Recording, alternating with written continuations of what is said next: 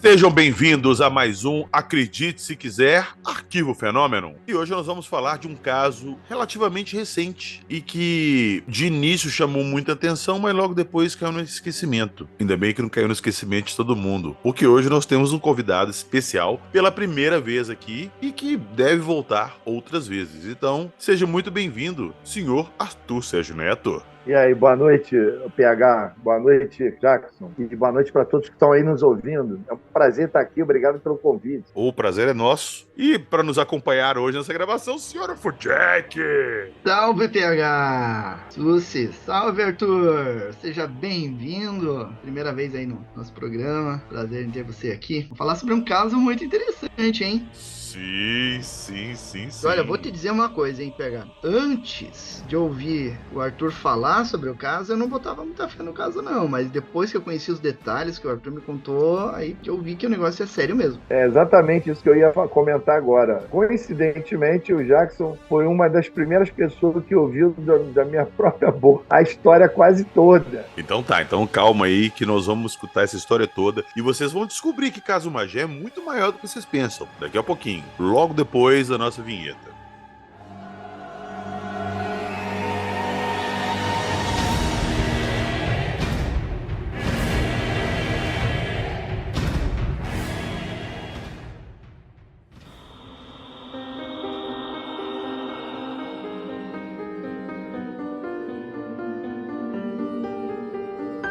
Queda de OVNI, protocolo de contenção, recuperação de destroços, acobertamento, inteligências não humanas.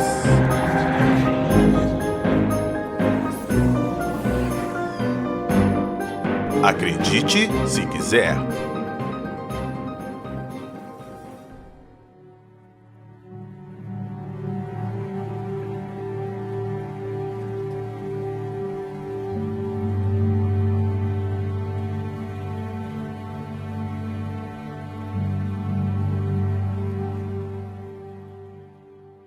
Para começar essa história sobre o caso Magé, eu queria só julgar o contexto aqui para vocês. Eu estava outro dia lá no grupo, nossos apoiadores, conversando e falando de casos que acabam sendo desacreditados pela mídia ou por papinhos que rolam. Aí eu virei e falei assim, o caso Magé mesmo, que foi um caso que aparentemente parecia ser alguma coisa, acabou que virou piada e todo mundo esqueceu e não se fala mais no caso. Luciana, aquele abraço, tamo junto demais. A Luciana, nossa apoiadora lá, virou e falou assim, PH, eu moro aqui em Petrópolis, perto ali de Magé, e a história de Magé não é bem assim não. Eu falei, como assim? Então vão lá, vocês vão escutar agora o áudio que ela me mandou pra gente contar essa história que basicamente engloba muita coisa ali do caso que eu tenho curiosidade de saber na nossa conversa aqui hoje, beleza? Então fiquem aí com a história da Luciana e a gente já volta pra discutir isso aí.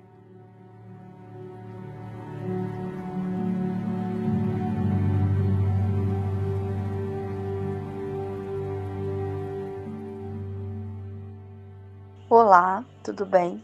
O meu nome é Luciana e eu faço parte do grupo de apoiadores do Acredite Se Quiser. Hoje eu estou aqui para contar um pouco da história que eu sei a respeito do caso de Magé. Só para dar uma introdução, eu sei dessas histórias porque eu sou moradora de Petrópolis. E Petrópolis é uma cidade muito próxima a Magé. O centro de Petrópolis ao centro de Magé é 20 minutos, meia hora de carro no máximo.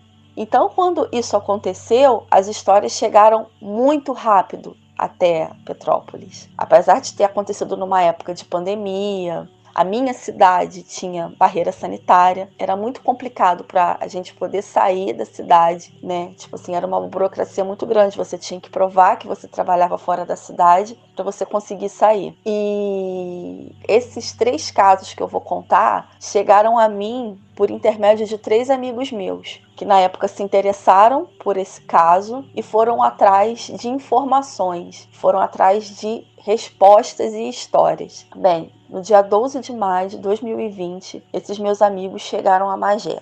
E quando eles chegaram lá, eles se depararam com um caos. Apesar de ser uma pandemia, tinha muita gente na rua, muita gente em frente à fábrica da Imbel. E foi daí que as histórias começaram a surgir. A primeira história que eu tenho para contar, ela é documentada. Existe um vídeo a respeito dela e não é nada mais, nada menos do que com Arthur Neto, um desses meninos. Ficou na cola do Arthur, aonde o Arthur ia, ele estava atrás. E nessas andanças ele foi com o Arthur para uma cidadezinha próxima chamada Pau Grande. E lá eles encontraram um senhor que na época ele era caseiro de um sítio, e ele contou a seguinte história. No dia 11 de maio, que foi uma noite anterior ao caso, por volta de umas 10h30 da noite, ele escutou um barulho muito grande, que ele compara como se fosse a turbina de um avião. Tanto que ele achou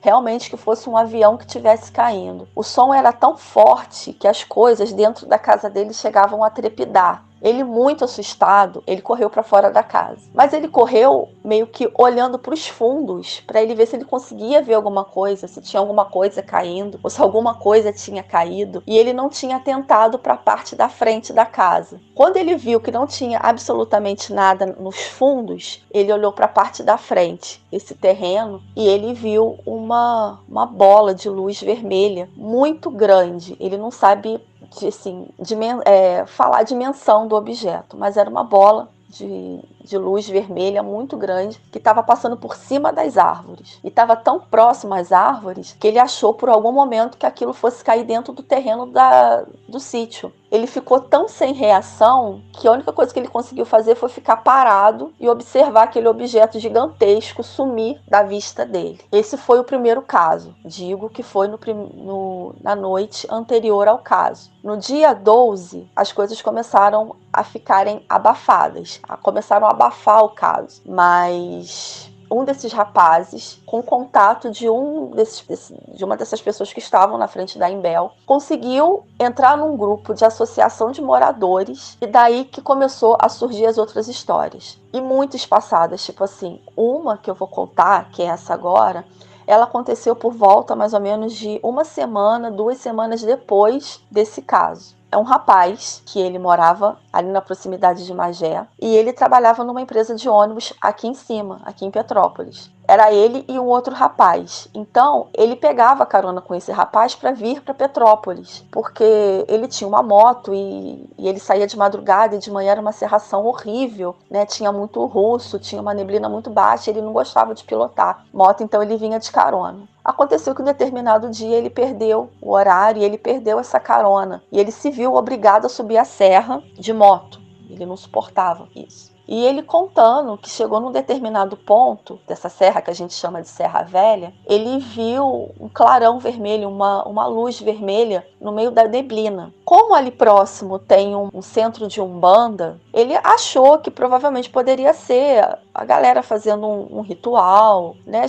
Ele não soube explicar, ele só viu que ele viu aquela bola vermelha, aquela luz vermelha no meio da neblina. E ele foi avançando com a moto, mas só que chegou num determinado momento, ele parou e ele observou que tinha uma luz vermelha pairando muito próximo ao chão. Ela não encostava no chão, ela pairava e clareava ali ao redor. Ele ficou sem reação e ficou observando aquele objeto para ver o que aquilo ia fazer. Em determinado momento, aquela bola levantou, subiu e começou a pesquisar a área por cima das árvores, como se ela estivesse procurando alguma coisa. Ela pairava por cima das árvores. Ele ficou muito assustado, ele pegou e simplesmente voltou para casa. Ele não se arriscou a passar por aquilo, ele voltou, fez o caminho inverso e voltou para Magé. Como eu falei, esse caso foi de 1 a 2 semanas depois do que tinha acontecido. Esse terceiro caso que eu vou contar, a terceira história, ela já é um pouquinho mais à frente. O caso já tinha sido totalmente esquecido, né? Já tinha caído no esquecimento de todo mundo. Infelizmente, por ter sido uma história muito ridicularizada, caiu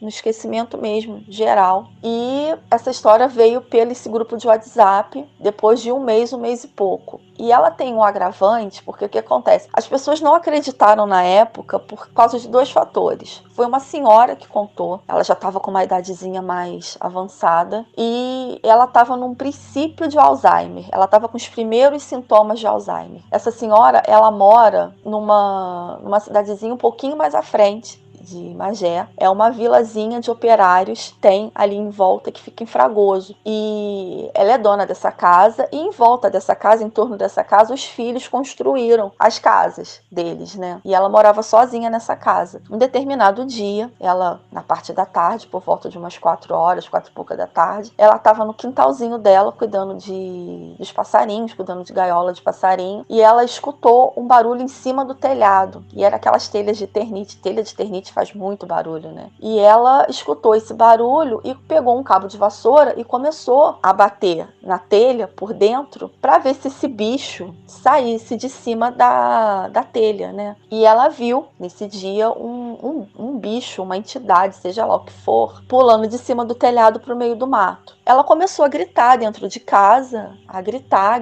Os filhos foram socorrer a mãe, foram tentar entender o que estava acontecendo, e um dos filhos depois relatou, né? Virou uma fofoquinha ali entre a família, que a mãe tinha falado que ela tinha visto um demônio dentro de casa, dentro do terreno deles. Ela não explicou como é que era, mas ela falou que viu esse demônio pulando do telhado da casa, do quintal, para o meio do mato. Claro que foi uma história que foi totalmente desacreditada. Como eu disse, era uma senhora com uma idadezinha avançada e com iniciozinho de Alzheimer. E é mais ou menos essas histórias que eu tenho para contar que chegaram a mim. E quando eu comecei a conversar com o PH, começou a me vir umas lembranças. E eu lembro que na época que surgiu o caso, muito próximo a isso, um rapaz, um dos funcionários da Embel, onde foi o suposto OVNI que caiu, ele faleceu. Na época saiu uma notinha muito pequenininha no jornal e o site da Embel, ela fez uma nota de falecimento desse rapaz. O acidente foi no dia 12, que ele sofreu, exatamente no dia que teve esse incidente na fábrica, e ele foi encaminhado para um hospital no Rio, e no dia 20 de maio ele faleceu. E como eu falei, a Embel lançou uma nota de falecimento, saiu uma notinha muito pequenininha, mas saiu num site, foi até na Band News na época, que ela tinha uma página dentro da UOL. E eu lembro que na época eu mandei esse link para esses meus amigos, e eu mandei esse link para o Arthur Neto na página dele no Facebook. E eu conversando com o PH, eu lembrei disso, e eu fui procurar esse link, e esse link ainda estava lá. Eu falei assim, vou clicar para ver se ainda existe a matéria da morte desse rapaz e vou mandar para o PH. E a matéria simplesmente sumiu. Não existe mais matéria a respeito da morte desse rapaz. E eu fui no site da Embel, eu procurei por todas as notas de falecimento que tem. E eu fui bem específica, eu fui exatamente no ano de 2020 e não tem absolutamente nada a respeito da morte dele. Então, para mim, isso foi um caso totalmente acobertado e, tipo assim, eles quiseram abafar o caso o máximo que pôde, né? E assim, as autoridades, o exército, eu não sei quem se meteu com essa história, eles fizeram isso muito bem, porque não existe registro dessa suposta explosão, porque foi assim que eles falaram na época, que tinha sido uma explosão que teve na fábrica, porque a fábrica era uma fábrica de produtos bélicos, a Embel ela fornece armas para o exército. E simplesmente foi uma história que foi ridicularizada e caiu no esquecimento. E é isso, gente. A história que eu tenho para contar é essa. Eu espero que vocês gostem. E muito obrigada, PH, pela oportunidade e ter deixado eu contar essa história para você. Um beijo e um abraço para vocês. Obrigada.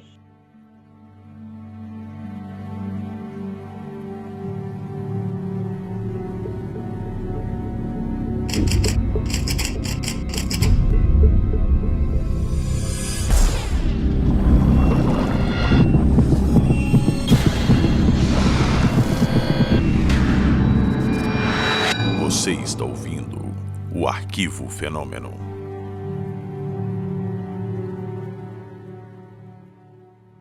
Bom, vocês escutaram a Luciana, né? Então, Arthur, eu não tenho nem outro jeito de começar essa conversa. O que aconteceu em Magé? E como que você ficou sabendo desse caso e como você chegou lá? Bom, é importante dizer, o caso Magé aconteceu dia 11 de maio de 2020, 11 para 12.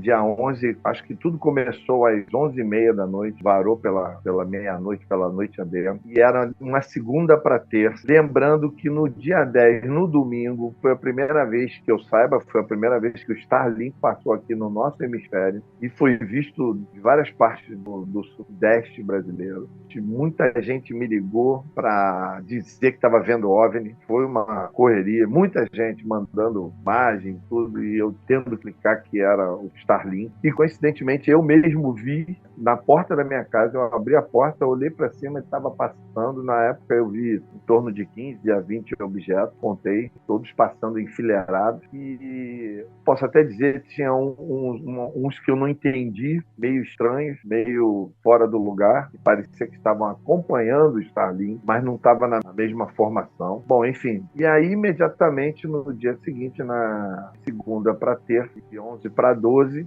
começaram a pipocar coisas nas redes sociais e o telefone a tocar e tal. E nós soubemos do caso a partir do nosso grande amigo Marco Aurélio Leal, lá de Sorocaba, que foi a primeira pessoa a ser procurada pelas primeiras testemunhas de Magé, que era uma família, era o pai, a irmã dele e a filha, e eles foram os primeiros a soltar na mídia, em rede social, soltaram imagens, soltaram falas, fotos, e eles alegavam ter ouvido uma explosão muito grande e alegaram terem visto uma luminosidade muito grande. Essa luminosidade ela foi fotografada não por essa família, mas por outras pessoas, mas eles já tinham dito, tinham visto essa luminosidade, e eu tenho que já ir dando contexto. Essa luminosidade é uma luminosidade de explosão azul esverdeada. Esse tipo de explosão, quem é engenheiro eletrônico aí, pessoal que mexe com elétrica sabe disso, é explosão, é cor de explosão, característica de explosão por rede elétrica de alta tensão, por equipamento elétrico de alta tensão. Quando explode um gerador, um transformador, é esse tipo de luminosidade que causa, é uma luminosidade azul esverdeada, e foi isso que foi fotografado lá, por trás das montanhas lá. E aí, o que aconteceu? A gente ficou naquela, vamos para lá, o Marcão conseguiu o telefone da família, e no dia seguinte entrei em contato com a família, e aí eu chamei o Júlio Ferreira, e na época eu chamei o Ribamar Menezes também, e falei, vamos lá. E aí apareceu um outro amigo, pediu muito para ir com a gente, eu não queria levar, porque 12 de maio de 2020, vocês lembram bem, a pandemia começou em março, 13 de março de 2020, nós estávamos no auge daquele início mais traumático da pandemia. Sim, interessante você tocar nesse ponto, Arthur, que eu ia até citar isso, que esse evento, ele aconteceu no meio da pandemia, e a desculpa das barreiras sanitárias ali, dos bloqueios, é a desculpa perfeita para não deixar ninguém aproximar, né? Sim, sim. Mas os bloqueios que eles fizeram não tinha nada de sanitário, não, era bloqueio mesmo. Então, o que a gente pode dizer? Aí nós fomos para lá no dia 13, ou seja, na quarta-feira, dia 13, ou seja, no segundo dia, imediatamente após o acontecido, nós fomos para lá. E aí começou a nossa saga, né? Aí a família deu toda a orientação e falou, vou levar vocês lá na Imbel. A Imbel é a fábrica onde, teoricamente, teria acontecido tudo. É importante lembrar o seguinte, a Imbel é uma fábrica de munição, que fabrica munição para o Exército, e eu acho que para todas as Forças Armadas. Só a fábrica são mais de 12 quilômetros, para vocês terem ideia. Os prédios onde se armazena munição, onde produz munição, eles são separados entre eles de coisas de 1, 2 quilômetros, entendeu? Aí você começa a entender por que essa área é tão grande, porque se um prédio explodir, não afeta os outros, entendeu? Então aí nós fomos lá e, para nossa surpresa, zero hostilidade, zero de isolamento, tinha nada, né? Quando nós chegamos, tinha um carro de imprensa da TV Giro, acabamos com grandes amigos, Felipe, lá de Petrópolis, e eles estavam chegando. Quando nós chegamos, aí os carros confrontaram, assim, na entrada da rua que ia dar na Imbel, aí eles viraram pra gente e falaram assim, vocês são ufólogos? Eu falei, somos. Aí ele falou, sabia que vocês vinham. Situar aqui, porque eu lembro desse dia, eu acordei, aí a primeira coisa que eu fiz assim, peguei um copo de café e tal, abri o Twitter e tava lá assim, nos Trend Topics, OVNI cai em Magé. E, cara, e começou já assim, cai coisa, não sei aonde e tal, e tinha muita coisa, e começou muita gente mandando vídeo e tal, não sei o quê. E eu queria justamente perguntar isso, se lá na porta, lá no local, tinha essa parada toda, tinha muita gente? Não, é isso que eu tô tentando dizer, não tinha nada. Só tínhamos nós e essa TV. A primeira gravação sobre o caso na porta da Imbel fomos nós mesmos. Com essa TV que gravou comigo, que explodiu minha rede social, cara. Eu saí de casa, eu tinha 1.400 seguidores. Quando eu voltei à noite, tinha quase 5.000. Entendeu? Eu dei uma entrevista para os caras lá na porta da Imbel, acho que foi a primeira e única entrevista ali, deu 91 mil visualizações.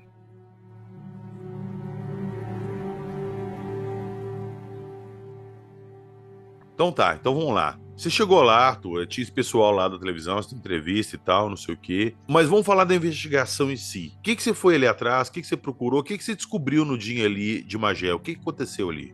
Na realidade, numa hora dessa não tem planejamento, né? Eu fui já com alguma coisa na cabeça, a família lá já deu as dicas do que tinha acontecido, contou detalhes, a gente ficou muito tempo, essa foi uma das questões também, a gente ficou mais de 2 horas com eles mostrando onde é que era, para que direção, o que aconteceu, contando e eu pegando o depoimento dos 3. Calma, deixa eu te interromper, peraí. Me conta, o que a família te contou? Eles viram uma coisa? O que a família te contou? Não, a família começar. Viram. Deixa eu ver se eu lembro bem. A família contou o seguinte: eles ouviram a explosão que abalou a cidade inteira, e deve ter abalado mesmo, porque o que deu para perceber é que é uma cidade relativamente pequena, mas é bem bucólica, entendeu? É bem residencial, bem residencial mesmo. E aí, de dia já é bem silencioso aquela mata, porque quem conhece sabe. Magé fica bem no pé da montanha da Serra dos Órgãos. Então você superdimensiona o tamanho daquelas montanhas, porque você está bem embaixo delas. Então elas estão muito lindas, rochas gigantescas ali, aquela lateral de Trópolis ali, da Xerém, de toda aquela região ali. E é muito bucólico, é muito silencioso. Eu fiquei imaginando como abalou a estrutura das pessoas essa tal explosão, porque depois nós constatamos que todo mundo mencionou essa tal explosão. E aí eles falaram da explosão, depois dessa luminosidade azul esverdeada, e depois disso, passou alguns minutos, eles mencionaram uma luz vermelha sendo acompanhada ou perseguida por helicópteros. E aí começou a chamar a atenção da cidade inteira, porque imagina, os helicópteros, uma barulheira. Aí, volto a dizer, é um lugar bucólico, extremamente silencioso, no sopé da montanha. E do nada acontece uma parada barulhenta atípica dessa. Exatamente. Chama a atenção de todo mundo.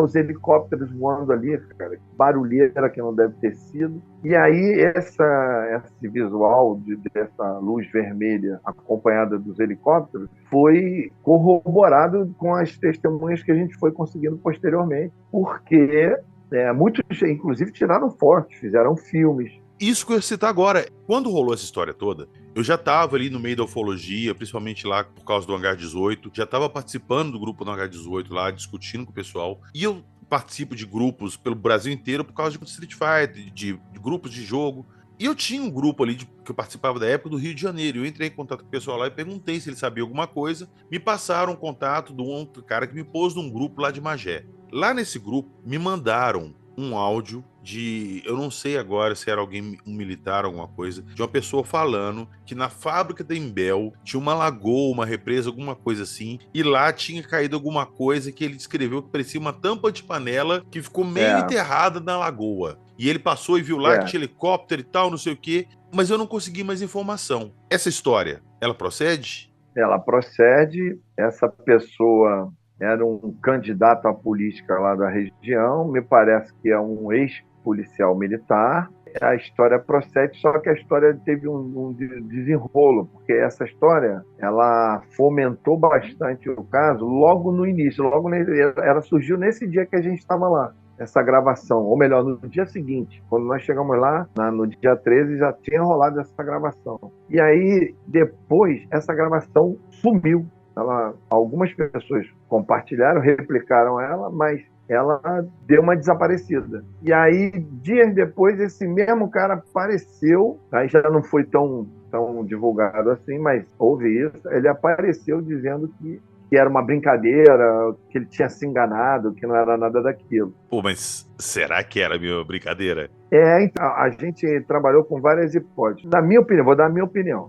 Ele não viu isso. Na minha opinião, alguém que viu, alguém que era da P2, porque imagina, se você é um policial militar, e aí um teu amigo que é P2, porque numa hora de uma ação dessa, uma missão relacionada a isso, não vai qualquer um lá, só vai P2, S2, para ficar claro aqui para as pessoas saberem, P2 é Serviço de Inteligência da Polícia Militar. S2 é Serviço de Inteligência do Exército. Então é o seguinte, para ir lá numa missão dessa e ver um negócio desse, provavelmente às vezes foi um amigo, um P2, contou tudo para ele e ele mandou essa letra inadvertidamente, porque você tem que raciocinar no seguinte termo: isso ajuda num cara que está sendo candidato a político? Acredito que não. Exato. Está mais para atrapalhar do que ajudar. Isso, de repente, ele foi chamado a atenção depois pelos próprios amigos e pelos ex-superiores ou pelos superiores, provavelmente, ou pelo próprio pessoal que estava lá, né, do Exército, ou seja. Então, já começa por aí. Então, eu tenho um olhar, talvez pela minha experiência, 35 anos de ufologia, andando por aí, entrevistando pessoas, eu tenho uma tendência minha, já é um vício, eu analiso logo as questões humanas, comportamento. Se ele tivesse visto mesmo, por que ele se comportaria daquele jeito? Por que ele ia para a rede social dizer que viu, que a nave estava dentro do rio, que parecia uma tampa de panela? Pô, o que ele ia ganhar com isso? Tem que começar a raciocinar pelo aspecto do comportamento. E aí depois ele desapareceu. A gente chegou a procurá-lo. Eu procurei ele lá. Eu queria conversar com ele. Mas o cara, quando a gente procurou ele, a primeira notícia que veio é o seguinte: viajou, está fora da cidade. Ou seja, deu um cala-boca nele. Sim, sim. Ele não foi o único que teve cala-boca nesse caso, não, né? Mas eu digo, nesse caso aí, é o que estava mais evidente. Não, e o mais importante, ele foi o primeiro que eu botei fé, tendo em vista esse contexto que eu estou relatando aqui, e por isso que eu chego à conclusão que ele não viu, alguém que viu mesmo contou para ele, e ele quis dar uma de engraçadinho, na minha opinião, porque ele foi o primeiro, mas ele, apesar dele falar uma coisa que aos ouvidos de quem estava ouvindo pela primeira vez pode achar que é uma palhaçada, que é uma brincadeira, entre toda a contaminação que começou a explodir em cima do caso, porque o caso Magé foi extremamente contaminado logo nos primeiros dias. Sim, é por isso que ele acabou caindo no esquecimento, que acabou virando piada e notícia desencontrada. Não, e é o seguinte, agora eu vou ser um pouco presunçoso aqui, não é muito a minha praia isso não gosto de fazer autopromoção não, mas eu sou obrigado a dizer o seguinte: se eu não tivesse ido lá, nós, Júlio e Ribamar, não tivéssemos ido lá, e o outro companheiro, talvez esse caso ia ser esquecido muito mais rápido, porque não ia ter ninguém para falar sério sobre ele. Porque vieram contaminação de todos os lados. Gente plantada, teve gente plantada para confundir. Isso é certo. Tá? Teve uns caras lá que apareceu lá de paraquedas, o canal do cara era pequeno, o canal do cara nem existe, desapareceu. Ele teve, durante 2 semanas, ele teve visualizações. Aquele cara estava plantado lá para confundir, para atrapalhar. Teve outros caras também, teve muita conversa fiada. E teve, inclusive, contaminação dos próprios ufólogos. Os senhores, né, todos poderosos da ufologia brasileira, dando palpite à distância sem sequer ter ido lá, sem sequer ter pego o telefone para perguntar para o Arthur, porque todos me conhecem, tem meu telefone. Sequer tiveram a hombridade, o respeito, né, a ética de chegar e ligar e falar: Arthur, o que está acontecendo aí? Não, porque a vaidade é uma merda, cara. Os caras chegaram a dizer que a gente foi lá para aparecer, entendeu? Inveja é uma merda mesmo, cara. Inveja é uma merda. É uma merda, cara. Então, infelizmente, mas é coisa do ser humano. O ser humano é fraco mesmo, então a gente tem que relevar. Mas aí, então, eu estou querendo dizer o seguinte: foi contaminado de todos os lados. E nesses primeiros momentos dessa contaminação toda, o que era menos fora da realidade era esse cara. O depoimento do cara era quente, cara. Entendeu? Uhum. Eu boto maior fé no depoimento desse cara. Eu não boto fé que ele tenha visto. Eu boto fé que alguém muito próximo a ele viu e contou para ele.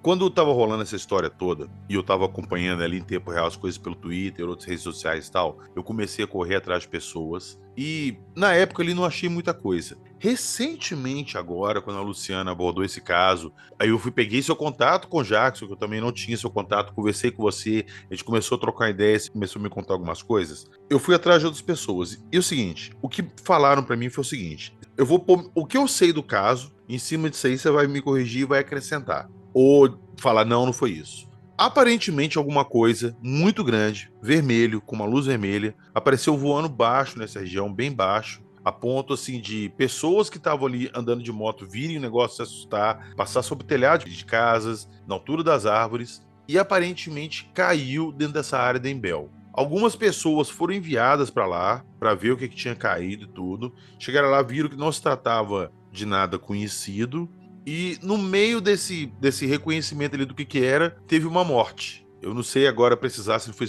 através de uma explosão. Eu não entendi na época se eles tentaram explodir a parada ali para poder abrir alguma coisa ou tentar remover ele de lá e rolou uma explosão e a pessoa morreu. Mas depois disso, foram avistadas criaturas ali, o exército fez um cerco e foi atrás dessas criaturas que foram avistadas na região. Não, isso aí já não é muito como a gente percebeu na época. Porque, na realidade, isso é um aprendizado fantástico.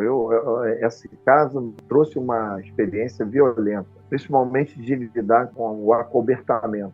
De lidar com o acobertamento com maturidade, não é? Você não pode encarar esses caras como os inimigos, não. Pelo contrário, os caras estão fazendo o trabalho deles, você tem que respeitar e você tem que raciocinar um ponto de vista institucional. Ali, você não pode culpar a pessoa que está fazendo o trabalho dele. Ali são instituições, cara, governamentais, civis e militares, do mundo inteiro. Sim, e de repente eles estão fazendo isso aí que muita gente considera, eles estão escondendo para proteger a gente de uma coisa que eles sabem que pode fazer mal. Exatamente, isso aí é um protocolo, vamos dizer assim, universal, cara. É no planeta todo, o procedimento é esse, entendeu? E aí, qual é o aprendizado? O aprendizado é você observar como os caras são foda, meu irmão, como os caras são inteligentes. Eu virei fã desses caras. Se fosse mais novo, eu ia estudar para entrar para inteligência.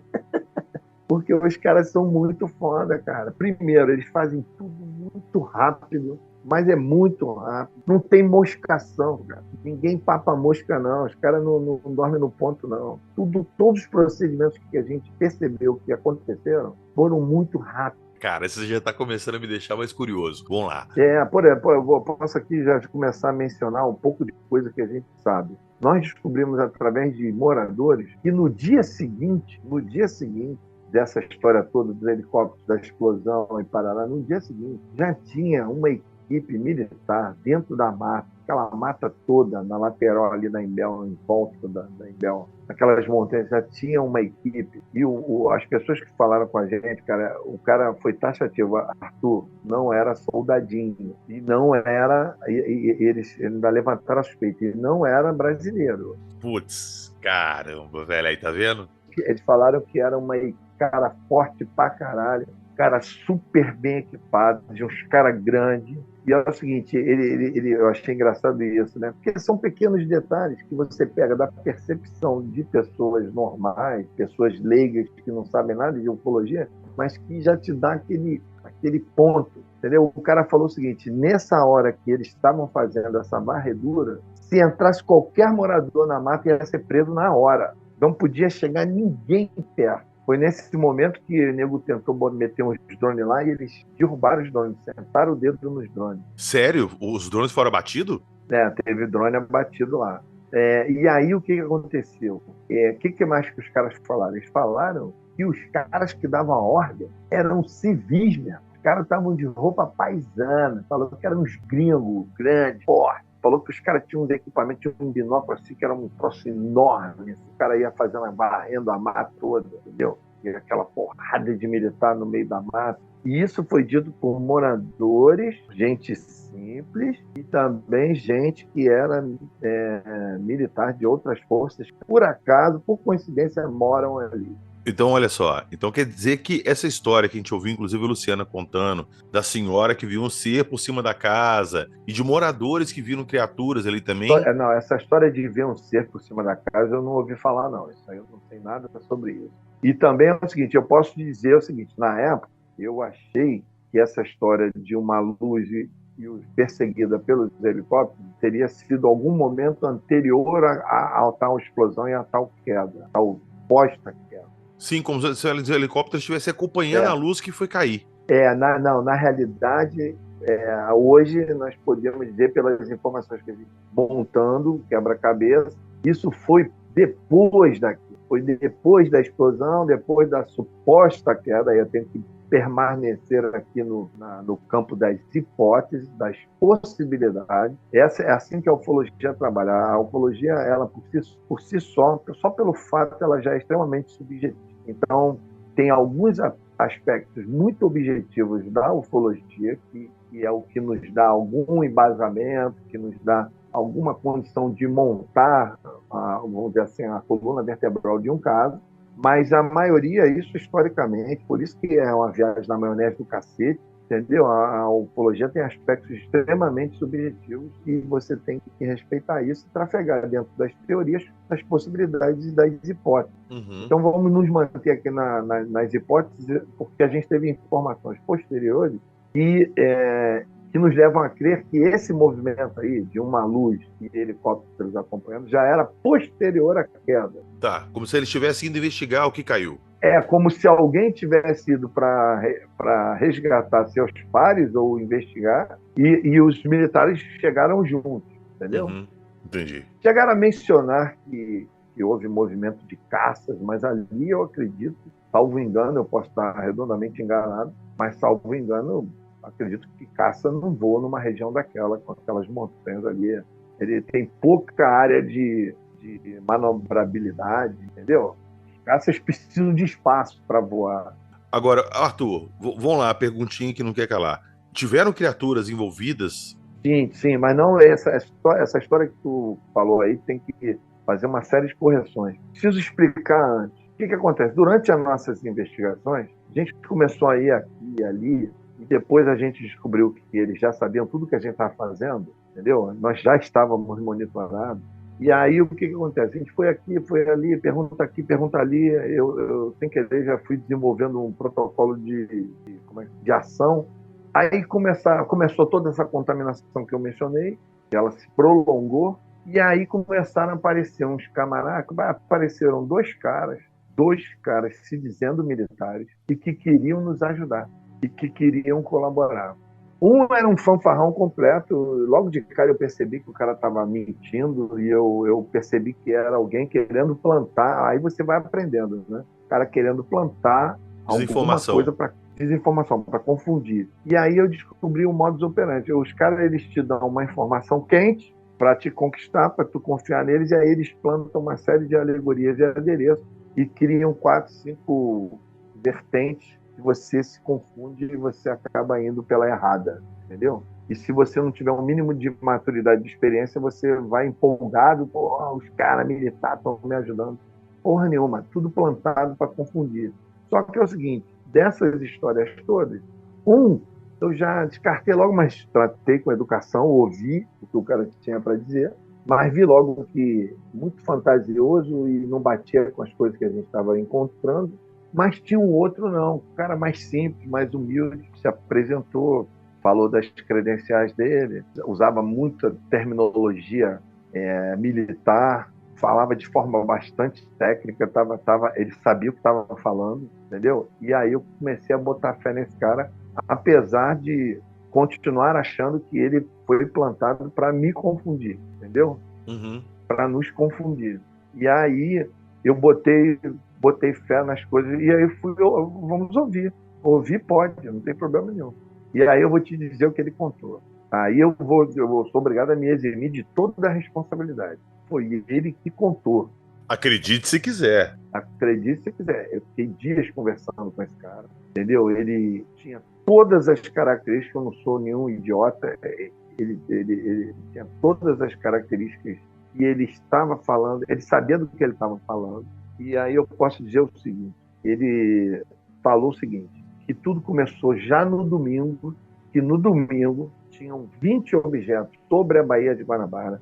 20? 20. Inclusive, alguns desses objetos sobrevoaram o aeroporto do Galeão. Não sei se tem registro disso, provavelmente não, mas chegaram até a interferir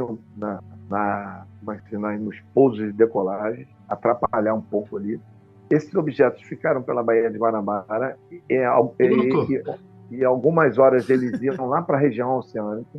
E houve testemunhas pessoas que moravam em Caraí, Niterói, que disseram que viram objetos da região oceânica perseguidos por helicópteros que vinham lá de São Pedro da Aldeia, da Marinha, ou seja, se for São Pedro da Aldeia, são helicópteros da Marinha. Eu fui juntando uma coisa com a outra. O espaço aéreo do Google nessa região foi fechado, você não conseguia ver pelo Google a movimentação das aeronaves. Isso, os caras contando isso. E eu dando corda e acreditando e achando interessante, mas sabendo que podia ser tudo armação. E eles disseram que quando amanheceu na segunda-feira já não eram mais 20, eram só 4. E esses 4 estavam sendo monitorados. Eles ficaram o tempo todo sendo monitorados pelo Sindacta Petrópolis, né? Todo o controle da malha aérea. E aí, quando anoiteceu, eles se dirigiram para a região de Petrópolis, esses 4. E o que ele disse foi o seguinte, mais uma vez eu tenho que dizer, isso não sou eu que estou falando não, foram eles que falaram. Um desses objetos se chocou com a rede de alta tensão que tem ali no entorno da serra, no sopé da serra, mas ali tem rede de alta tensão. E aí isso vai batendo, porque essa imagem da explosão, que existe essa imagem, ela é azul verde esverdeada. Sim, você citou isso até no início do episódio, sim. Exatamente, sim. Que é a explosão característica de rede de alta tensão, entendeu? E aí ricocheteou ali na região e foi cair depois da Embel. Não foi na Embel. A Embel me parece que ficou sendo utilizada como um chamariz para manter as moscas em volta ali, achando que era ali. Mas o negócio foi em outro lugar. E eu sei onde é, mas desde que eu descobri onde era, que os caras falaram, se for lá vai ser preso, entendeu? Porque o que chegou para mim é que o pessoal ali, o exército, não sei quem, eles conseguiram recuperar um objeto e seres. Não, aí a história continua. O que foi dito é que caiu, era um objeto pequeno, por isso você falou, é um objeto enorme. Não era um objeto pequeno, tinham 3 tripulantes. E isso é o que eles disseram, o que foi dito. E aí isso foi também corroborado por outras pessoas que falaram, outras fontes também falaram um pouco aqui, um pouco ali, vai pegando, vai juntando o quebra-cabeça. E aí eles disseram o seguinte, que eram 3 tripulantes e o exército, não sei por que razão, abriu fogo e esses caras soltavam uma luz e essa luz fazia com que todos passassem mal. E aí muitos foram até internados, entendeu? E aí eles dizem que 2 foram abatidos e um foi capturado vivo. E esses 2 abatidos eram os caras que soltavam as tais luzes. Aí olha que viagem, cara. Isso é cinematográfico. Aí dentro disso que eu estou falando, de aspectos extremamente subjetivos que a ufologia já tem, que ela já é extremamente subjetiva. E aspectos positivos, você ouvir isso no meio de uma investigação de um cara que está querendo te ajudar e se apresenta como militar, entendeu? Tu vai acreditar em quê? Por isso que eu não me responsabilizo por essa informação. Porque casa muito, né? É muito conveniente.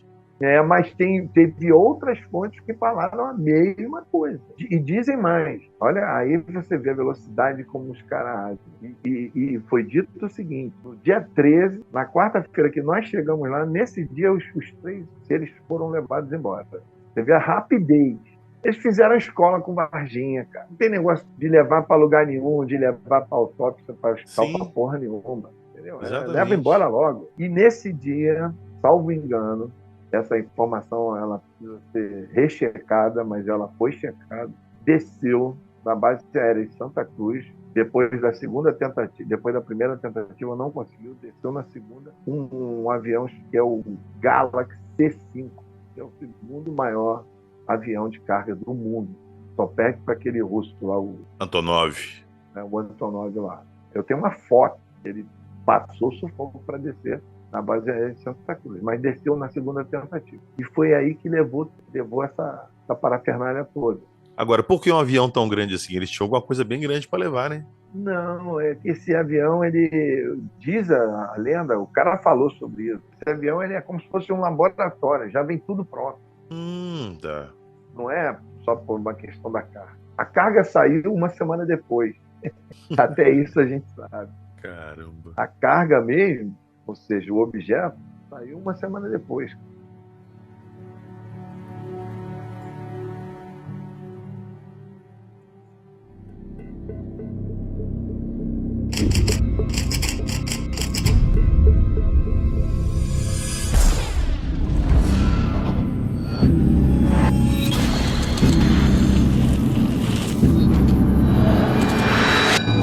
está ouvindo o Arquivo Fenômeno.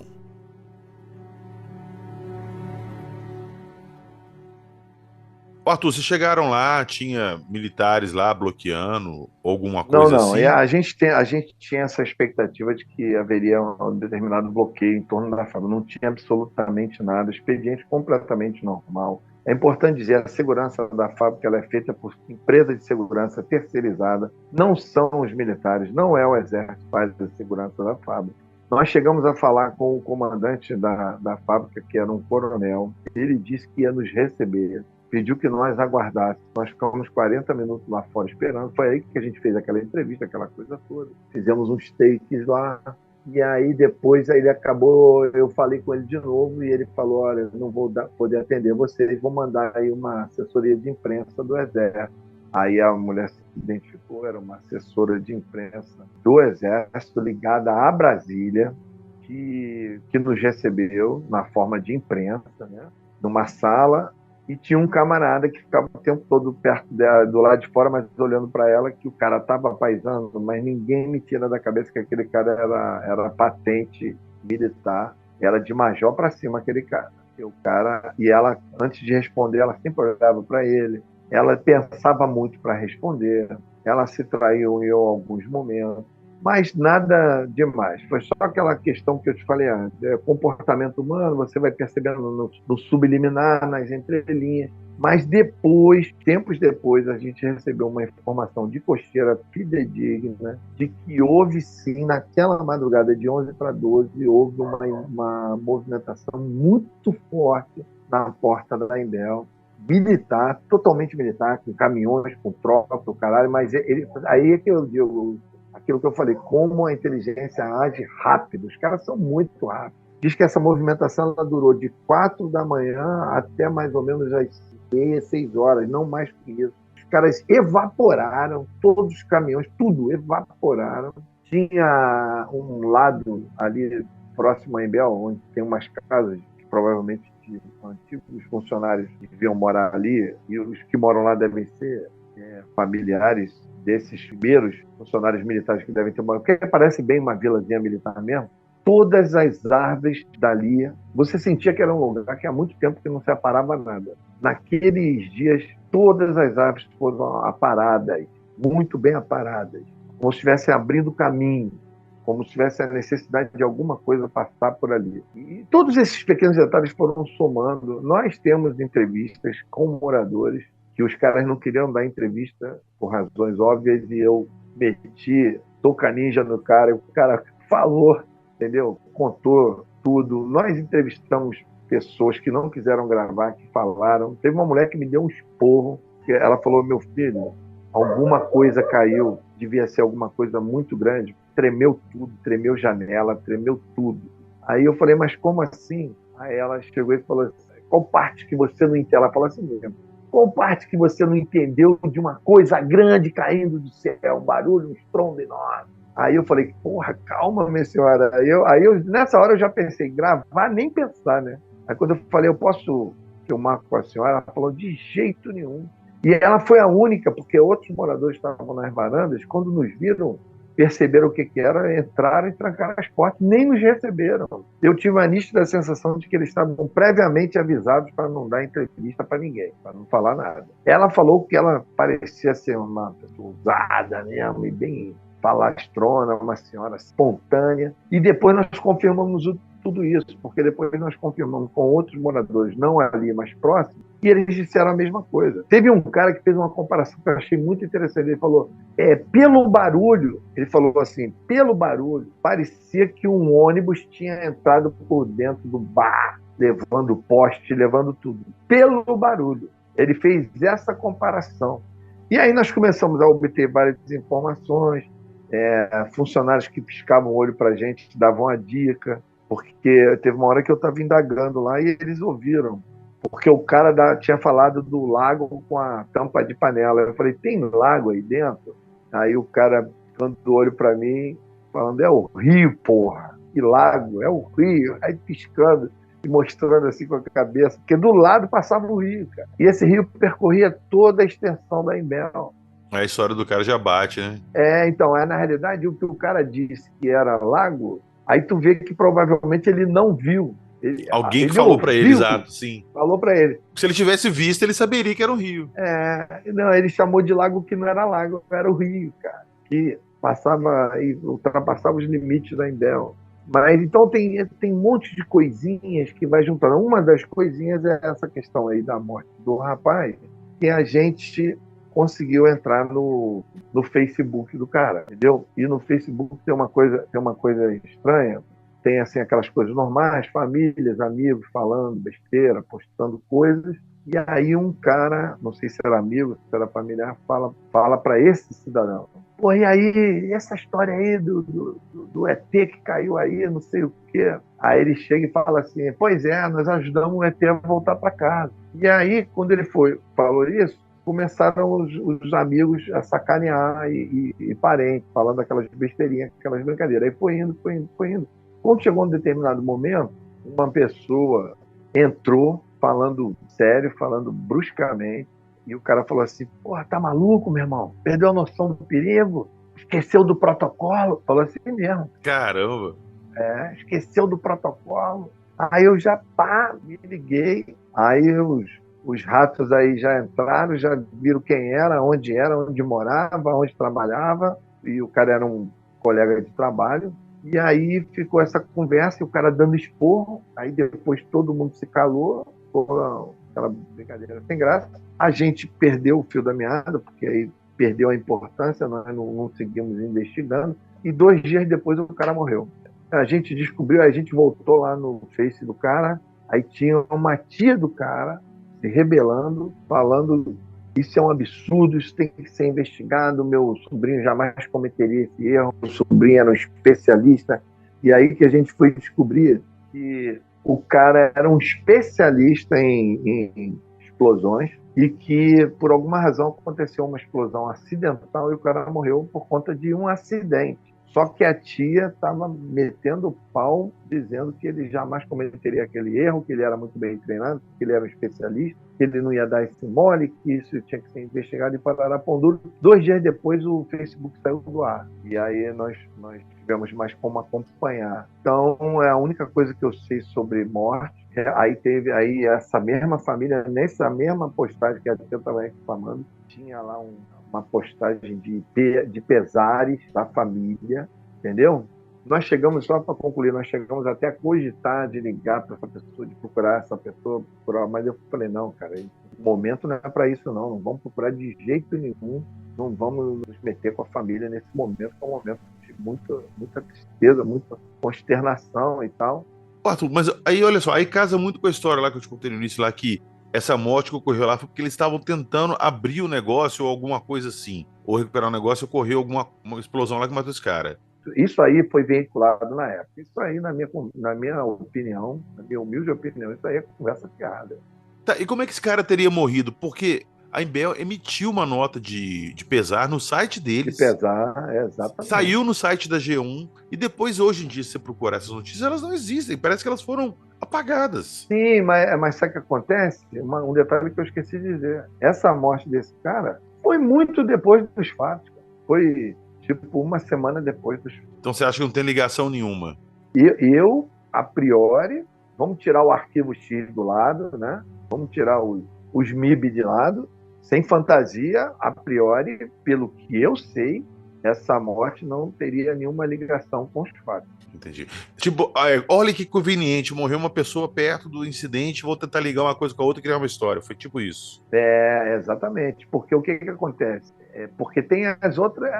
Aí entra uma série de outras contaminações.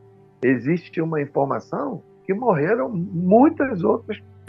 Isso, eu também ouvi isso. Entendeu? Durante a operação. Mas isso aí a gente nem de perto pode sequer especular isso. Uhum. Porque foram informações bastante contaminadas, entendeu? Teve gente, você tem ideia, existe uma gravação de um cara que gravou o papo de um funcionário num botequim, que o cara gostava de chapar na manguaça, e o cara, quando chapava, o cara vomitava mesmo, e essa pessoa, me parece, se aproximou desse cara, pagou bebida, botou o cara no ponto e o cara soltou, e essa gravação veio parar nossos ouvidos e mostra realmente uma história bem esquisita, mas pode ser encenação e pode ser tudo plantado para nos confundir, cara.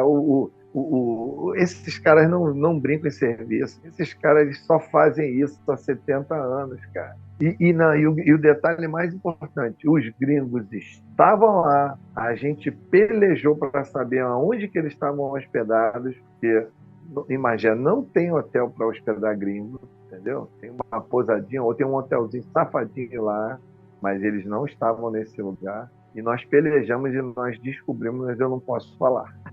Nossa. Porque se eu falar, vou entregar quem nos contou, entendeu? Segredos. E é o seguinte, o que era dito é que todo dia esses gringos iam para esse tal local que seria o local suposto da queda. Eu acho que eu vou parar por aqui, senão amanhã eu vou sair preso. Isso aí é o demais. Não, então perfeito. Vamos lá. Senhor Ufudjek, o que você acha dessa história toda? Meu caro PH, com as informações que o Arthur traz, realmente traça outro panorama, né? Do caso em relação ao que foi falado, né? Na época pela mídia e até por partes da comunidade ufológica, né? Então, é um caso que deixa a gente instigado, né? Deixa a gente pensativo e se questionando, né? O que realmente aconteceu ali e se outros casos semelhantes aconteceram e ninguém ficou sabendo, né? Muito Pois provavelmente aconteceram. Eu vou encerrar aqui. Aliás, tem que dar uma informação importante. O Rony, ele nasceu para ufologia lá no Caso Magé. Nós conhecemos o Rony lá. E o Rony estava sozinho, aliás, ele não estava sozinho, estava com a esposa dele, fazendo o mesmo trabalho que nós estávamos fazendo. E ele já me conhecia como ufólogo cascudo que sou, entendeu? E aí nós nos conhecemos e aí nós nos tornamos amigos. E aí que o Rony veio a trabalhar na ufologia mais objetivamente, lá para a Serra da Beleza conosco e tudo, e hoje está aí, ó, representando o Brasil, representando os ufólogos brasileiros lá no México. Então, quer dizer, o Rony trouxe uma contribuição muito grande, eu enxergo como sendo a juventude, é o futuro da ufologia, é o cara que trouxe a tecnologia, somos aqueles ufólogos peão, raiz, de ir para o mato, de ir atrás dos fatos de onde acontece, mas ele acrescentou, ele e o Jackson também, pode-se dizer, o Jackson também é novo, toda essa galera é a nova geração de qualidade da ufologia, e aí da ufologia se não tivesse vocês. Exatamente, eu também concordo plenamente. Porque a ufologia hoje é 90%, na minha opinião, na minha humilde opinião, não quero... Hellman's Airlines, né?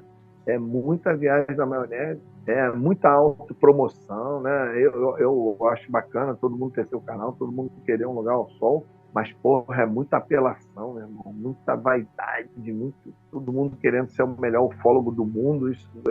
Eu não caio nessa armadilha, não, entendeu, cara? Eu teria mais 1 hora ou 2 para ficar falando aqui de outras questões, mas foi bom parar por aqui. Agora, o que acontece? É sério, alguma coisa aconteceu em Magé, caiu realmente alguma coisa, os militares houve uma série de expedientes que os militares lançaram mão, que se não tivesse acontecido nada importante, eles não lançariam mão. Se fosse só viagem na maionese, eles não atuariam da forma como eles atuaram. E eu digo aqui, eu fiquei fã desses caras, eles estão de parabéns. Tanto é que eu concordei em colaborar e não falar mais no assunto, entendeu? Mas eu não vou ficar malhando em ferro. Mas eu concordei em colaborar porque realmente os caras são foda, são foda.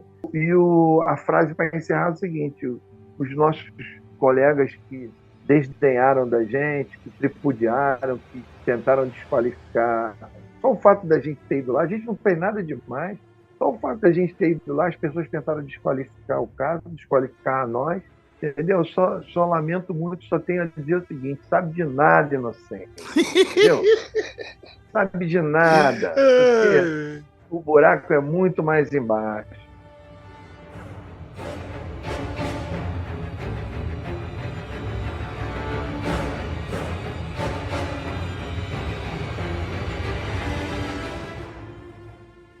Então é isso. Esse foi o caso Magé. Eu não dava nada pelo caso. Aposto que muitos de vocês que estão escutando também falaram assim: ah, aquilo não deu em nada. E aí, mudaram de opinião?